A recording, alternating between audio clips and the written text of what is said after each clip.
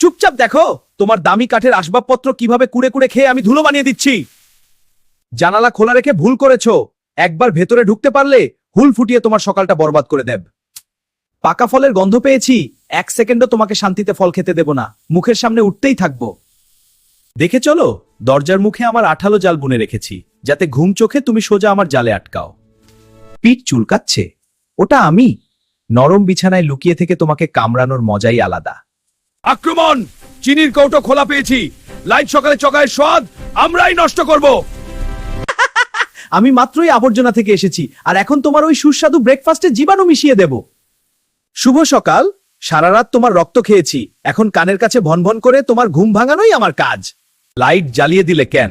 রান্নাঘরটা তো আমার রাজত্ব, তোমার খাবারগুলোর ওপর দিয়ে আমিই তো হেঁটে বেড়াই। বাথরুম এসেছো? বেসিনের ওপর দিয়ে আমি এমন ভাবে দৌড়াবো যে তুমি ভয়ে চিৎকার করবে।